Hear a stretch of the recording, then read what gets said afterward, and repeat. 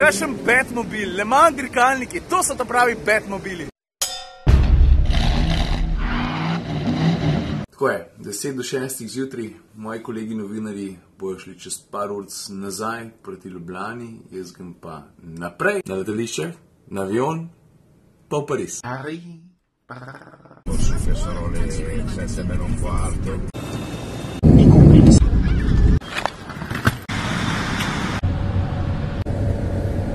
Kaj se mi zadnje dni dogaja, ne? Da potujem od točke A do točke B, čist predolg čas, ampak tokrat mislim, da se je več kot splačalo.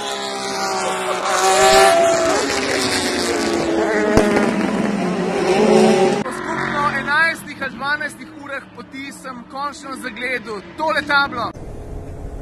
In zdaj sem tukaj na dirkališču, na prizorišču, kjer se bo čez par dni odvijala najimenitnejša vztrajnostna dirka na svetu. 24 ur Le Mana. Prva stvar, ki sem jo seveda dolžen narediti, je to, da se zahvalim Toyoti. Oni so bili namreč tisti, ki so rekli: Ciril, nisi še bil, bi te zanimali, bi šel pogledat? A če bi šel pogledat, valjda bi šel pogledat. V tem trenutku se nahajamo v Toyotinem Hospitality centru, tukaj imamo live feed, kaj se dogaja v tem trenutku z njihovimi dirkalniki, z njihovimi dirkači. Zdaj, kdor vsaj malo spremlja dirkanje, pozna lansko Toyotino zgodbo, ki se je tudi pripetila. Bili so veliki favoriti za zmago. 3 minute pred koncem, oziroma krog pred koncem 24-urne dirke je pa njihov dirkalnik zatajil. Tako bom rekel, še Porsche, ki se je zatem postavil na prvo mesto, je bil malo bad. Že lani je namreč Toyota imela prepričljivo najboljši paket in enako velja za letos. Po prvih treningih, po prvih časih so prepričljivo najhitrejši, kar pomeni odličen obet za dirko. Obeti? Obeti?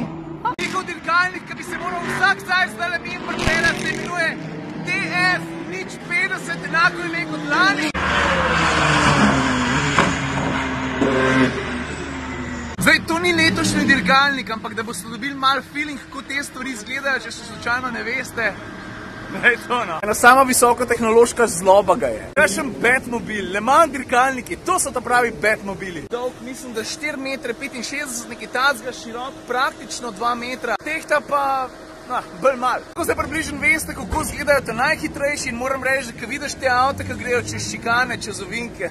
Še nisem povedal, te avti so hibridi, konkretno te najhitrejše poganjajo V6 turbomotorji. Postavni se bojo, kaj se danes dogaja, ker gledamo, oziroma gledaš ti zdaj, je prosti trening.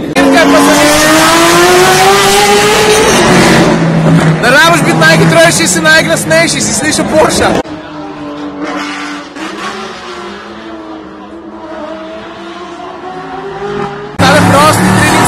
Zaključuje, moram pa reči, da je Porsche pokazal zobe, ker so imeli prvi čas treninga, Toyota pa pol drugega. Pa res ena stvar, Toyota je imela ful dobre čase v prvem in drugem sektorju, v tretjem so jih pa pol ponovadi zmotili kakšni počasnejši, tako da mislim, da niti enkrat niso mogli spraviti skupaj enega res hitrega kroga.